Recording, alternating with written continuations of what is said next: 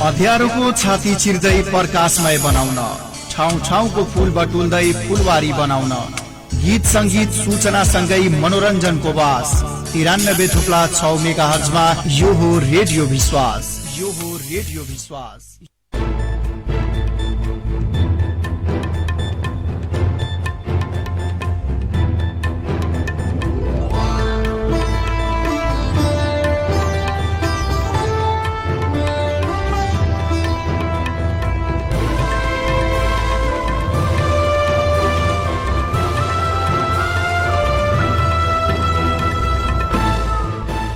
नमस्कार आदरणीय श्रोता, धेरै धेरै स्वागत छ यहाँहरूलाई। अहिले तपाईहरु सुन्दै हुनुहुन्छ समाज परिवर्तन एवं विकासको आधार विश्वास एफएम 93.6 मेगाहर्जमा कार्यक्रम फाइट टक र म उपस्थित भइसकेको छु साजिर मन्सुर। विभिन्न समसामयिक विषयमा हामीले विशेष अन्तर्वार्ता गर्दै आएका छौं। जनचासो हाम्रो जिम्मेवारी, सम्बन्धित निकायलाई उत्तरदायी बनाउन निरन्तर पहरेदारी। हामी निरन्तर पहरेदारीमा छौं। निरन्तर जनताको कुरालाई सम्बन्धित पक्षसम्म पुर्याएर हामीले त्यहाँबाट त्यसको सम्बोधन पनि गराउने प्रयास गर्दै आएका छौं।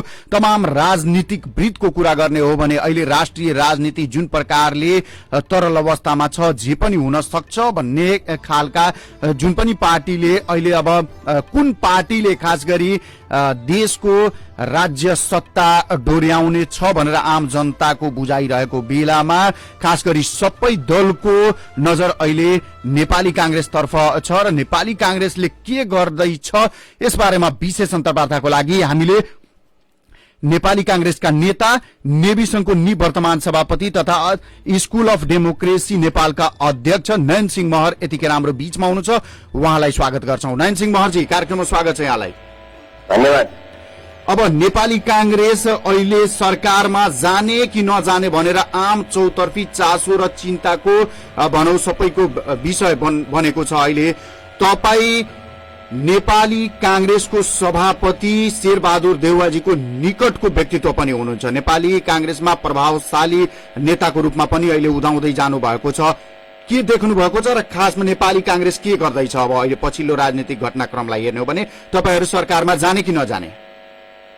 नेपाली कांग्रेस सरकारमा जाने र नजाने भन्ने जुन किसिमले जसले डिबेट गरिरहेछन् त्यो भनेको राजनीति सुझबुझको कमी जस्तो मलाई लाग्छ। किनकि नेपाल कम्युनिस्ट पार्टीको 2/3 सरकार छ। अहिले पनि संसद विघटनको असंवैधानिक निर्णय सर्वोच्चले खारिज गरिदिएपछि नेपाल कम्युनिस्ट पार्टी पुरानै अवस्था 4 गतेको अवस्थामा आएको छ। उनीहरूका नेताले हामी 4 गतेको अवस्थामा आइसक्यौं, हामी पार्टी हामी 2/3 करिब करिब नजिक छ भनेर भनि पनि सकेका छन् महासचिवसम्मले पनि। त्यसकारण नेपाली कांग्रेस सत्तामा जाने, जानुहुन्न, जानुपर्छ भन्ने डिबेट जहाँसम्म छ, यो मतमतान्तर छ। यो खाली राजनीतिक सुझबुझको कमी जस्तो मलाई लाग्छ। यो संसदीय अभ्यास बुझेका, सांसद भइसकेका, मन्त्री भइसकेका, केन्द्रीय सचिव भइसकेका व्यक्तिहरूबाट समेत सुन्दाखेरि आम जनताको कुरा एउटा कुरा होला, अत्यन्तै नेतृत्व लेभलमा पुगेका व्यक्तिहरूको पनि कुरा सुन्दाखेरि यो कुण्ठाले भरिएको हो कि जस्तो मलाई लाग्न थाल्यो। किनकि कांग्रेसको सरकारमा जाने 23वटा सिट चुनाव जिताउने अहिलेको केन्द्रीय समितिले, अनि त्यसै समितिका मान्छेहरू कोही जानुपर्छ कोही जानुहुन्न भनेर भन्नुपर्ने कुनै जरुरी छैन। 61 सिटको हाराहारीमा मात्रै नेपाली कांग्रेसको संसदमा छ। त्यत्रो ठुलो संसदमा नेपाली कांग्रेस अहिले सत्तामा जाने र नजाने भन्ने प्रश्न नै उब्जिएको छ जस्तो मलाई लाग्दैन। यो सुझबुझको कमी नै हो। हैन, सुझबुझको कमी यहाँले भनिराख्नु भएको छ, तर यहाँ नेपाली कांग्रेस भित्रकै धेरै जनाले कांग्रेस चाहिँ अब सरकारमा जानुपर्छ, यो अवसरको सदुपयोग गर्दै नेपाली जनतालाई कांग्रेसले नै निकास दिनुपर्छ भन्ने कुराहरू तपाईहरु किन मान्नु भएको छैन? अर्थात् नेपालको संविधान अनुसार नेपाली कांग्रेस अहिले जुन स्थितिमा छ, नेपाल कम्युनिस्ट पार्टी जुन पोजिसनमा छ, त्यो पोजिसनले त्यो स्थानले नेपाली कांग्रेस भन्दा नेपाल कम्युनिस्ट पार्टीको ठूलो मतमतान्तर बढी भएका कारणले यो अलिकति कम बुझेको हो कि आफूलाई अलगै ठानेर बुझेको मैले बुझेको यो कुरा चाहिँ यसमा कुनै चाहिँ दम छैन। नेपाली कांग्रेस स्वाभाविक रूपले सत्तामा नबसिसक्यो लामो समय 3 वर्षसम्म यसले प्रतिपक्षमा बसेर संघर्षका कार्यक्रम जनताका अपेक्षाका बारेमा कुरा गरेको छ।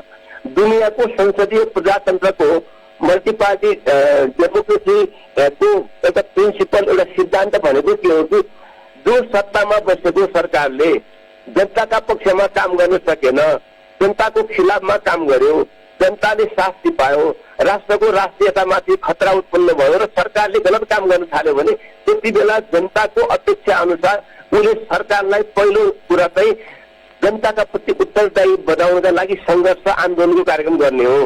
त्यसले पनि मानेन भने अब तैँले हट्नुपर्छ र जनताले आदेश दिएका छन्। स्वाभाविक रूपले प्रमुख प्रतिपक्षी दलले यो सरकार असक्षम छ, यसले काम गर्न सकेन, अलोकतान्त्रिक छ, यो जनताको खिलाफमा छ भनिसकेपछि प्रतिपक्षी दलको भूमिका भनेकै जो साथीहरू बोल्दै हुनुहुन्छ, मैले धेरै कुरा बोलिन। नेपाली कांग्रेसको अहिले छाया सरकार, नेपाली कांग्रेसका धेरै जस्ता छाया मन्त्रीहरू छन्।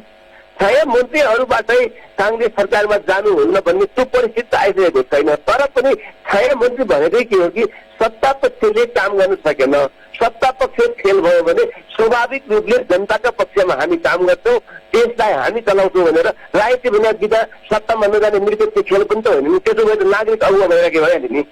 त्यसो भए नागरिक अगुवाको खेल आन्दोलनमा लागेर राजनीतिमा किन लाग्ने? राजनीतिक दलले त नागरिक अगुवा र राजनीतिक दलको भूमिका फरक छ।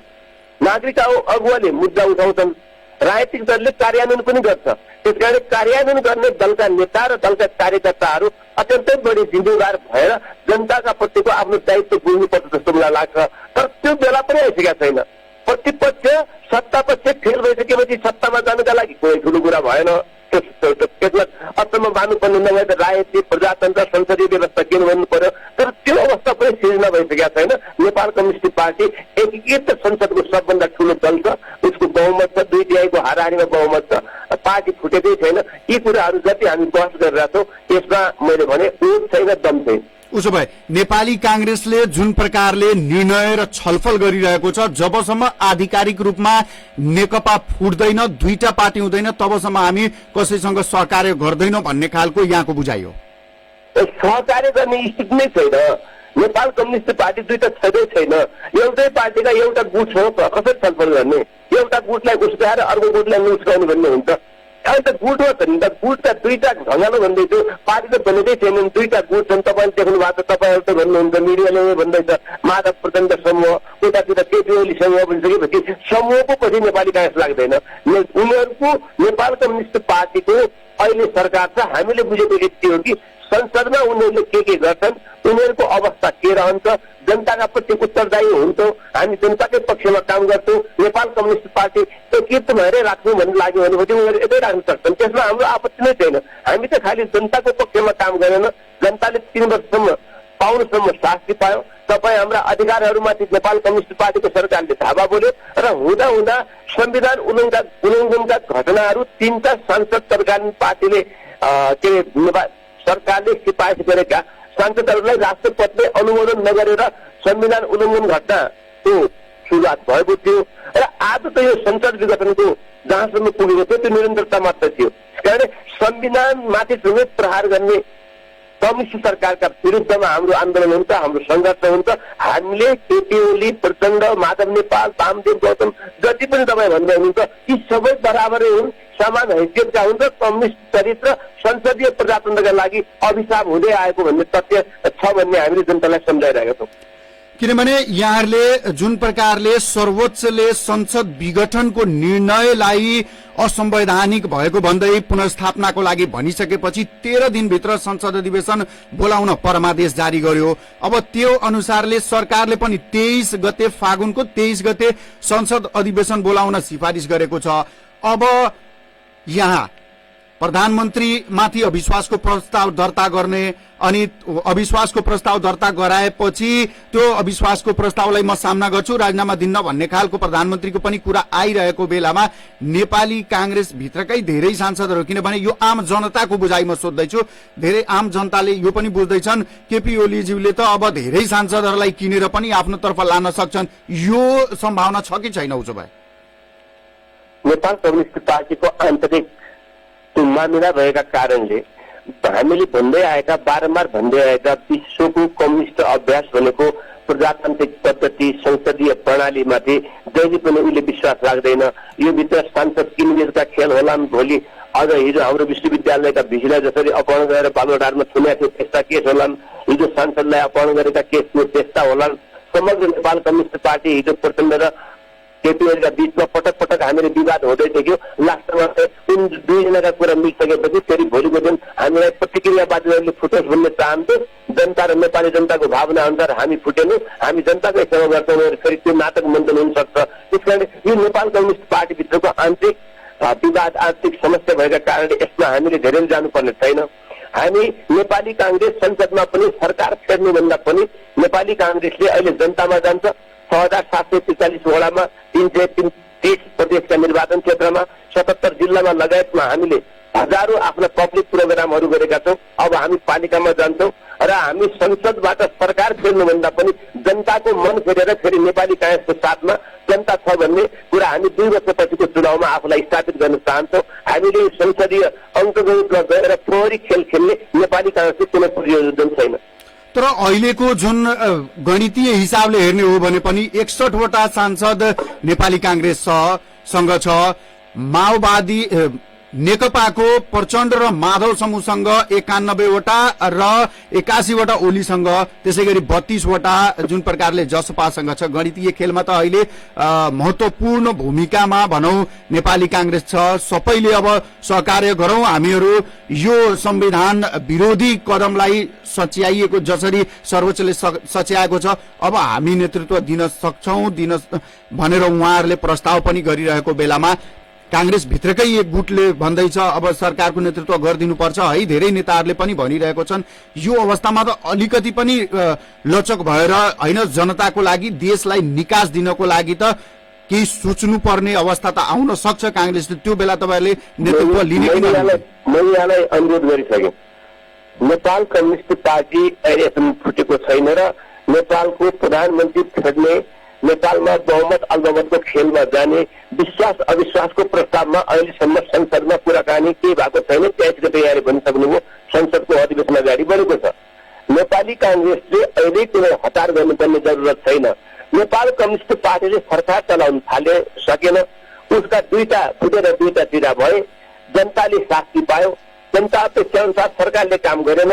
जनताको हितमा होइन कि अहितमा मात्रै सरकार काम गरिराख्यो भने त्यति बेला प्रतिपक्षको धर्म नै हो हतार सरकारलाई सुधार्ने, नभए जनताको अपेक्षा अनुसार जनताको जनादेश लिएर पनि अथवा जनताको अपेक्षा अनुसार बीचमै पनि संसदभित्र त्यस्तो स्थिति आयो भने संसारको कुनै पनि प्रतिपक्षी दलले शासन चलाउने व्यवस्था छ र त्यसै कारणले छाया सरकारको प्रबन्ध पनि हो।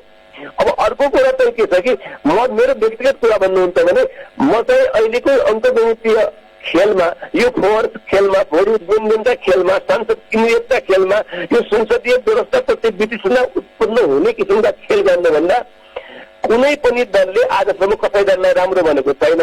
यसकारण सबै दलहरू तटस्थ बसेर नेपाल कम्युनिस्ट पार्टी भोलि फुट्यो भने पनि कांग्रेस पनि तटस्थ बसेर एकले अर्कोलाई समर्थन नगर्ने र त्यसपछि चाहिँ दुईटा प्रयोग भएर 1 महिनाभित्रै फेरि जाने देश मध्यावधितिर जान्छ र अब चाहिँ छिटोभन्दा छिटो चुनावबाट निकास दिनुको विकल्प छैन। किनकि नेपालको संसदीय जुन अहिलेको अङ्कगणित छ त्यो भित्र भाँडो चाहिँ पसिसक्यो, त्यो भित्र अलिकति किरा परिसक्यो। यो भित्र यस्ता गलत प्रक्रियागत खेलहरू भइरहन्छन्। यी खेल हुनुभन्दा जनताको फ्रेस म्यान्डेट जनादेश ल्याएर चुनावमा जानुको अर्को विकल्प पनि छ। उसो भए नेपाली कांग्रेसका नेता नयन सिंह महरको बुझाइमा मध्यावधि चुनाव भन्दा पहिले भनौं हामी सरकारमा जाँदैनौं। संसदको स्थितिलाई हेरेर मैले यहाँलाई पटक पटक भने सत्ता पक्ष असक्षम भयो र प्रतिपक्ष त्यति बेला वेटिङ गभर्मेन्ट हो। वेटिङ गभर्मेन्ट भनेको सत्ता पक्ष असफल हुने बित्तिकै सरकारमा गएर जनताको सेवा गर्ने हो। त्यसकारण त्यो अवस्था चाहिँ अहिलेको संसदभित्र आइसकेको छैन। एउटा कुरा। दोस्रो कुरा मलाई के लाग्छ कि अहिले कुनै पनि पार्टीलाई कसैले कुनै पार्टीलाई समर्थन गर्न सक्ने स्थिति पनि सामान्यतया देखिँदैन। त्यस्तो अवस्थामा यो संसदीय अन्तर्गत खेलले फेरि भोलि लेनदेनले भोलि जनतामा संसदीय प्रजातन्त्र जो व्यवस्था छ यो व्यवस्थामाथि नै वितृष्णा आउने खेल हुन सक्छन्। त्यसर्थ अब त चुनावको वातावरण अर्ली इलेक्सनतिर गएर यो 1 महिनाभित्रै कसरी सरकार निर्माण कसैलाई समर्थन गरेन र नेपाल कम्युनिस्ट पार्टी फुट्ने हो भने त्यसपछि हामी चाहिँ मध्यावधिको बाटोतिर पनि जानु उत्तम विकल्प हुन सक्छ। नयन सिंह महरज्यू, तपाई नेपाल विद्यार्थी संघको करिब 4 दशक भन्दा बढी राजनीति गर्नुभयो, युवा पुस्तामा लोकप्रिय पनि हुनुहुन्छ। तर युवाहरूलाई कहिले पनि राजनीतिमा अगाडि आउनलाई जुन प्रकारको हिसाबले उहाँहरूलाई आउन दिनुपर्ने हो कुनै पनि राजनीतिक दलले दिएको छैन। युवा पुस्तालाई पछाडि राखिएको छ। यसमा तपाईहरू केवल नेताहरूको पछि पछि मात्र लाग्नुभयो, तर युवा राजनीतिको लागि युवाहरूलाई अगाडि ल्याउनको लागि जुन प्रकारले बोल्डनेसले आउनुपर्ने हो तपाईहरूको आवाज तपाईहरू त्यो उठाउन सक्नु भएन अहिलेसम्म, किन? हामी नेपाली कांग्रेसको त केन्द्रीय समितिमा चाहिँ 60% भन्दा बढी युवा छन्, 60% भन्दा बढी युवा छन्। अरू पार्टीमा पनि मेहनती युवा छन्। तर नेपाली कांग्रेसको कुरा गर्नुहुन्छ भने नेपाली कांग्रेसमा यही युवाहरू, यही नेपाल विद्यार्थी संघका पूर्व नेताहरू भएको पार्टीको केन्द्रीय समिति इतिहासकै सबभन्दा चाहिँ कमजोर भयो। यसले धेरै काम गर्न सकेन। युवादेखि बुढासम्मको हालत एउटै रह्यो। कसैले नेपाली कांग्रेस पार्टी र देश सुधार्नका बारेमा कहीँनिर पनि बहस चलाएनन्। गुटगत लेनदेनमा आफ्ना गुटलाई कति पुगेर त्यो गुटभित्र मैले के पाउँछु भन्ने प्रवृत्ति नै हामी रमाएर रह्यौँ। त्यो त दुर्भाग्य हो, यो सुध्रिनु पर्थ्यो। तर नेपालमा युवाहरूको जबरदस्त भूमिका जसरी हामी एक तरहको हाराहारीमा युवा छ भन्दैछ, युवाहरू विभिन्न क्षेत्रबाट प्रवेश गरिरहेका छन्। नेपाली कांग्रेसले तल्लो सक्रिय सदस्यता वितरणमा समेत युवाहरूलाई प्राथमिकता दिएको छ र युवाहरूको भूमिका, युवाहरू आफू छुटेर आए, पुरानो पुस्ता भन्दा पनि खारिएर आए भनेपछि नेपाली कांग्रेस मात्र हो कि कुनै दलमा पनि युवालाई रोक्ने अभ्यास कहीँ पनि भएका छैनन्। तर युवा पनि जनताको अपेक्षा अनुसार, समयको माग अनुसार त्यति जमिन पनि हुनु पर्यो र जनतालाई र प्रति भोटरलाई विश्वास पार्न सक्ने क्षमता पनि हुनु पर्यो। जस्तै नेपाली कांग्रेसको कुरा गर्नुहुन्छ भने 43 भोटर छन्। अहिले जुनसुकै पनि पार्टी सभापति भए पनि तपाईँको चाहिँ त्यसलाई रोक्ने प्रबन्ध, कुनै विधानात्मक त्यस्तो प्रबन्ध छैन। जो पनि पपुलर नेता, जो पनि आफूलाई राम्रो ठान्ने, आफूले काम गरेको ठान्छ भने जन विश्वास हुनु पर्यो 4300 भोटरलाई, 4300 भोटरलाई, महाधिवेशन पटेललाई त्यो पार्टी सभापति समेत हुन सक्ने अवस्था छ। तर दुर्भाग्य के हो कि अहिलेसम्म एउटा मात्रै सभापतिको क्यान्डिडेट कल्याण गुरुङ युवा मध्येबाट आउनु भएको छ। उहाँले मात्रै उच्च भन्नु भएको छ, अरू कोही बोल्दैन भनेपछि यो दुर्भाग्य हो कि युवा आउने नआउनु हो। उसो भए अब आउँदो महाधिवेशनमा नयनसिंह महर कुन पदको लागि तपाईँ आफूलाई दावेदारको रूपमा अगाडि सार्नुहुन्छ?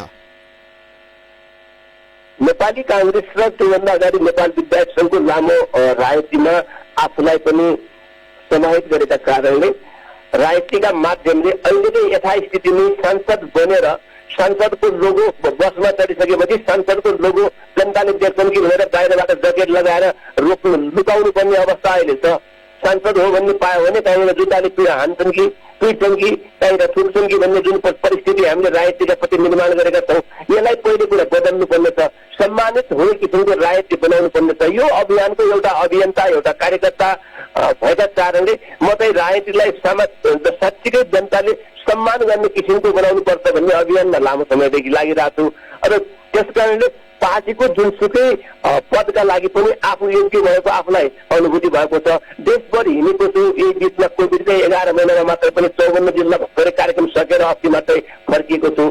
अब साथीभाइहरूसँगको परामर्श, पार्टी भनेको फेरि यस्तो व्यक्तिगत रूपमा मात्रै भर पर्ने कुरा होइन, यो समूहमा भर पर्ने भएको कुरा कारणले मैले चाहिँ मतदाताको अब आउने 43 मतदाता जो महाधिवेशन मेरा नेता साथीहरू हुनुहुन्छ उहाँहरूको पनि एउटा बुझ्छु मैले। उहाँहरूले पनि कुन किसिमको नेतृत्व चाहिराख्नु भएको छ, उहाँहरूको अपेक्षा के हो, यी आधारमा नेपाल विद्यार्थी संघबाट आएको लामो समय भइसक्यो नेपाली कांग्रेसको नेतृत्वको लागि आफूलाई दावा प्रस्तुत गर्छु। मैले यसलाई यति मात्रै भन्न सक्छु कि नेपाली कांग्रेसको जुनसुकै तहको पनि जिम्मेवारी चलाउनका लागि हामी सक्षम छौँ, युवा पुस्ता सक्षम छ। युवा पुस्ता सक्षम छ। यहाँ आफैले भन्दै हुनुहुन्छ लामो समयदेखि नेपाली राजनीतिको, नेपाली कांग्रेसको राजनीति गर्दै आउनु भएको छ। सबै पद हाँक्न सक्ने तपाईहरूमा जोश, जागर, आँट एउटा अनुभव भरिसकेको छ। बताइदिनुहोस्, अहिले जनता सुन्दैछन्। विश्वास एफएमको यो लोकप्रिय कार्यक्रम अहिले देशभरि अनलाइन मार्फत पनि 12 पर्सा रौतहटको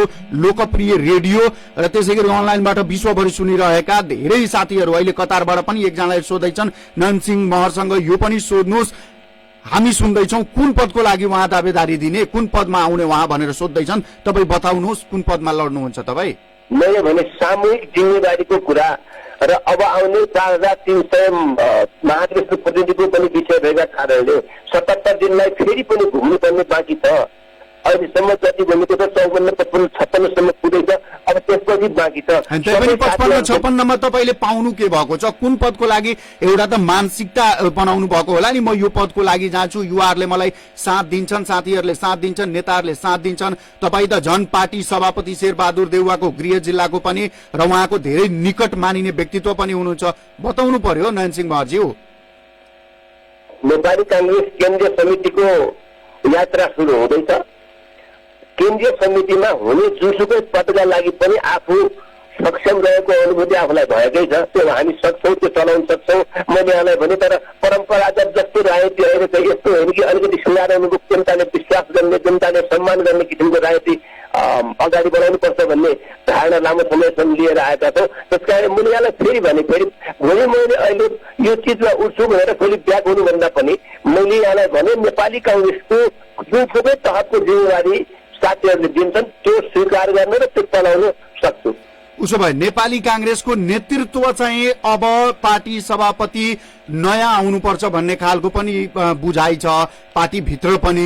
अब एउटै नेतालाई धेरै हामी कतिसम्म लान सक्छौँ? यहाँहरूकै युवाहरूको पनि उम्मेदवारी आउनुपर्छ, युवाहरू अगाडि बढ्नुपर्छ, युवाले अब कांग्रेसको नेतृत्व गर्नुपर्छ भन्ने बुझाइहरू आइरहँदा अब विमलेन्द्र निधिजीको पनि कुराहरू आइरहेको छ पार्टी सभापतिको लागि। उसो भए विमलेन्द्र निधिजी र पार्टी सभापति शेरबहादुर देउवाबाट पार्टी सभापतिको लागि को अगाडि जाने तपाईहरूले के तय गर्नु भएको छ? नेताहरूका बीचको छलफल हुन्छ। थुप्रै पार्टीका शीर्ष नेताहरू अझै अब 6 महिनापछि महाधिवेशन छ। भर्खरै मात्रै अहिले त हामी चाहिँ यो असंवैधानिक कदमकै खिलाफमा थियौँ। अब मात्रै महाधिवेशनको सुनिश्चितता भएको छ। नेताहरू एक आपसमा सबै 101 नेताहरू हुनुहुन्छ। उहाँहरूले छलफल गर्नुहुन्छ। उहाँहरूले युवाहरूलाई पनि स्थानमा ल्याउनुपर्छ, युवाहरू पनि आउने वातावरण बनाउनुपर्छ र उहाँहरूको छलफलबाट निस्किएको निष्कर्ष नै हामीले मान्ने हो। उहाँ मात्रै होइन, अरू पनि पार्टीका थुप्रै नेताहरू हुनुहुन्छ। चाहिँ पदाधिकारी भइसकेका, पहिले नेपाली पार्टीका पदाधिकारी भइसकेका, सेन्ट्रल कमिटीमा बसिरहेका मानिसहरू स्वाभाविक रूपले पनि सभापतिका उम्मेद्वार हुन सक्छन्। त्यसमा केही समस्या छैन। त्यसकारण उहाँहरूले निकालेको निष्कर्ष अनुसार र मैले भने उहाँहरूले पनि निष्कर्ष यसरी निकाल्नु पर्यो कि 43% मतदाताको अपेक्षा के छ उनको धारणा सहितलाई ख्यालमा राखेर त्यो निर्णय हुन्छ जस्तो मलाई लाग्छ। यो टाइम अझै आउनु बाँकी छ। यसको उत्तर तपाईँलाई मैले 4 महिनापछि दिन सक्छु। होइन, उपसभापति विमलेन्द्र निधिलाई पनि अब अगाडि सार्नुपर्छ भन्ने जुन आम बुझाइ छ, तपाईँको सभापतिकै निकट मान्छे हुनुहुन्छ, उहाँ पनि लामो राष्ट्रिय राजनीतिमा, नेपाली राजनीतिमा उहाँ भिजेको मान्छे, उहाँलाई सार्न सक्ने आधारहरू या भनौँ छलफलको क्रममा त्यो कुराहरू आउँछ कि आउँदैन महर्जी? किन नआउनु? मैले यहाँलाई भने नेपाली कांग्रेस केन्द्रीय देउवाजीले यसपालि अब आफू बसेर आफू निकटका विमलेन्द्र निधिलाई अगाडि सार्ने आधारहरू छ कि छैन? उहाँ दुईजनाको समन्वय र सहमतिमा जुनसुकै कुरा पनि सम्भव छ। अब दुवैजना यदि उहाँहरूको अन्डरस्ट्यान्डिङ भएन, दुवैजनाले मानव महाधिवेशनको लागि आफूलाई सभापतिको लागि अगाडि सारिदिनु भयो भने त्यो बेला तपाईँ कुन पक्ष? यो पनि तपाईँले अगाडि सोचे जस्तै हो। नेपाली कांग्रेस सरकारमा जान्छ कि जाँदैन होइन जस्तै हो। यो परिपक्व भइसकेको छैन। होइन, बताउनु पर्यो। तपाईँले सुन्दैछन्, तपाईँ दुवै नेताको नजिकको मान्छे हुनुहुन्छ, तपाईँ कतातिर जानुहुन्छ? मन्त्रीजी, सक्रिय सदस्यताको त अहिलेसम्म जम्मा 37-38 जिल्लाको फिलअप भइरहेको छ। नेपाली कांग्रेसको यात्रा बाँकी छ र यो तपाईँले भनेका कुराप्रति मैले सम्मान गर्छु, तर यसको मैले निरूपण गर्ने अहिले टाइम पनि भएको छैन। तपाईँ र म काठमाडौँमा भेटेर 4-5 महिनापछि यसको उत्तर खोजौँला। अब तपाईँ स्कुल अफ डेमोक्रेसी नेपालको अध्यक्ष पनि हुनुहुन्छ। स्कुल अफ डेमोक्रेसी नेपालले के गर्छ बताइदिनु। जनता सुन्दैछन्, प्रश्नहरू पनि आइरहेको छ। नयनसिंह महरसँग यो पनि सोध्नु पर्यो, स्कुल अफ डेमोक्रेसीले के गर्छ? स्कुल अफ डेमोक्रेसीले त नेपालको मात्रै होइन कि विश्वव्यापी लोकतन्त्रका पक्षमा, लोकतान्त्रिकरणका पक्षमा काम गर्छ। हाम्रो समाजमा राजनीतिक अधिकारका लागि मात्रै हामी लागिरहेको हौँ। लोकतन्त्र प्रजातन्त्र भन्ने बित्तिकै हामीले राजनीतिक अधिकार मात्रै बुझ्यौँ। त्यो मात्रै होइन, त्यो 50% मात्रै हो राजनीतिक अधिकार भनेको। 50% मान्छेका अरू अधिकार छन्, जस्तै खानाको अधिकार होला, स्वास्थ्यको अधिकार होला, शिक्षाको अधिकार होला, संस्कृतिको अधिकार होला। यी अधिकारको परिपूर्ति नभइकन प्रजातन्त्र पूर्ण हुन सक्दैन र यसले चाहिँ राजनीतिक अधिकारलाई पनि अगाडि बढ्न दिँदैन।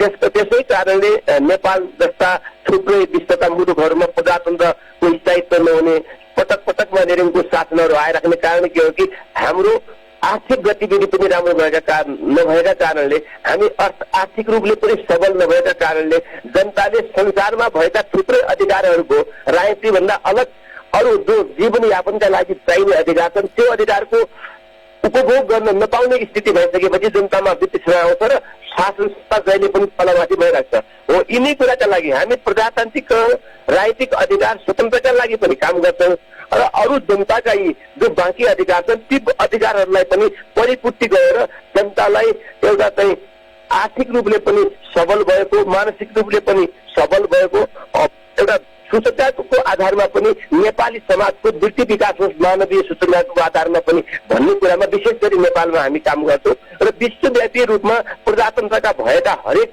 प्रजातन्त्रको स्थापनाका लागि भएका जुनसुकै सङ्घर्षमा पनि स्कुल अफ डेमोक्रेसीको साथ र सहयोग रहन्छ। हजुर, अब एउटा धेरै मार्मिक प्रश्न, किनभने आम युवाहरूले सोध्ने गरेको प्रश्न छ।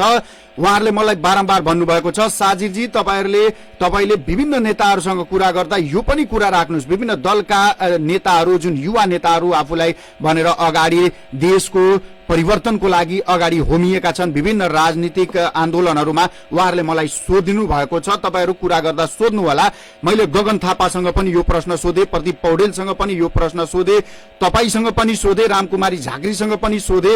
अब नयन सिंह महरसँग म सोध्दैछु, तराई मधेसका, खास गरी तराई मधेसका युवाहरूलाई राजनीतिमा आफ्नो सिँढीको लागि मात्र प्रयोग गर्नुहुन्छ तपाईहरू केन्द्रका नेताहरू युवाहरूलाई, तर उहाँहरूलाई राष्ट्रिय राजनीतिमा ल्याउनको लागि तपाईहरूले त्यस्तो पहल गर्नु हुँदैन, उहाँहरूलाई केन्द्रीय कमिटीहरूमा ल्याउनलाई पहल गर्नु हुँदैन, जसले गर्दा उनीहरू यही दबिएरै बसेको अवस्था हुन्छ।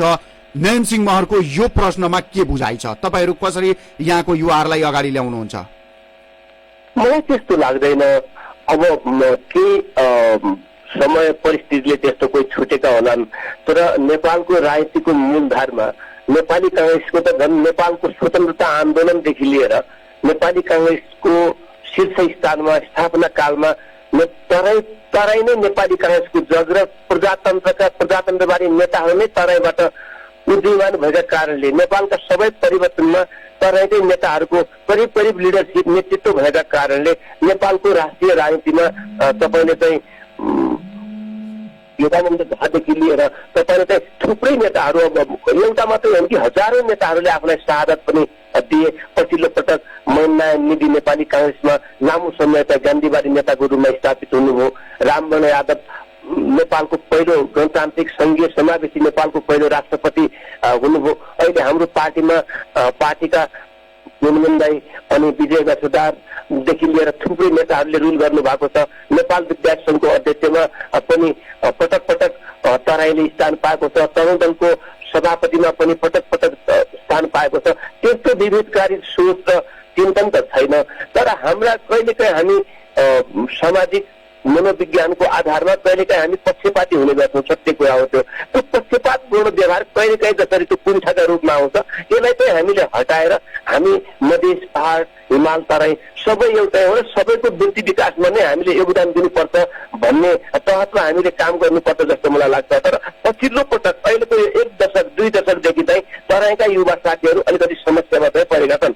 त्यो भनेको तराईको वृत्ति विकास मधेस केन्द्रित दलहरूले मात्रै गर्छ भन्ने एकातिर इम्प्रेसन पारिएको छ, अर्कोतिर ती दलहरूका माध्यमले युवाहरू अगाडि बढ्न नसकेको अवस्था छ। केही नेपाली कांग्रेस, नेपाल कम्युनिस्ट पार्टीमा रहेका हिजो यहाँ पनि खाइपाएका नेताहरू गएर त्यतातिर शासन सत्तामा चाहिँ बसेका छन्, तर त्यहाँको एउटा गाउँ बस्तीको तराईको युवालाई त्यो अहिलेको 2 नम्बरको सरकारले भन्नुहोस् अथवा हिजो त्यहाँबाट मधेसबाट मन्त्री भएका साथीहरूको नेतृत्वले भन्नुहोस्, कुनैले पनि ग्रामीण स्तरको जसले केही नपाएको मधेसको योजना चाहिँ कुनै पनि युवा, कुनै युवती, खाडीमा भाँसिएको युवा, त्यसको घरको व्यवस्थापन अथवा जे जति मान्छेको दिनचर्या छ, मधेसको सामाजिक, आर्थिक र राजनीतिक अवस्था, समग्र अवस्था सुधार्नका लागि ठेक्का चाहिँ लिने, तर यही अवस्थामा चाहिँ सबभन्दा यो 15 वर्षमा चाहिँ उनीहरूमाथि शोषण भएको अनुभूति चाहिँ मलाई चाहिँ भइरहेको छ। हस् त, नयनसिंह महर्ज्यू, यहाँले आफ्नो अमूल्य विचार र महत्वपूर्ण समय दिएकोमा विश्वास एफएमको तर्फबाट म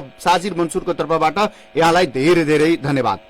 रेडियो विश्वास साजिद मन्सुरजीलाई मेरा कुराहरू राख्नका लागि जो अवसर दिनुभयो, आफूलाई लागेका कुराहरू जुन तपाईँसँग मैले संवाद गर्ने मौका पाएँ, यसका लागि मैले तपाईँ र श्रोता सबैलाई हार्दिक धन्यवाद दिन्छु। हामी सबैले नै मिलेर बनाउने हो, सबै मिल्नुपर्छ, पोजिटिभ सकारात्मक सोचका साथै बनाउनुपर्छ जस्तो लाग्छ मलाई। धन्यवाद।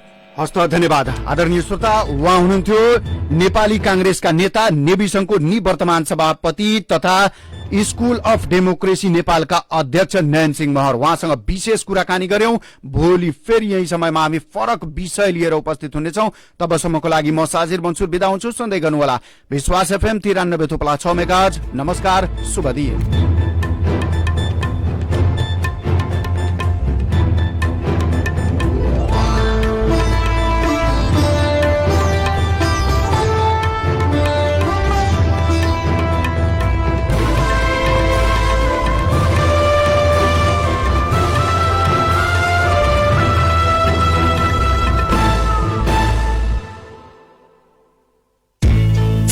अँध्यारोको छाती चिर्दै प्रकाशमय बनाउन, ठाउँ ठाउँको फूल बटुल्दै फुलवारी बनाउन, गीत संगीत सूचना सँगै मनोरञ्जनको बास 93.6 मेगा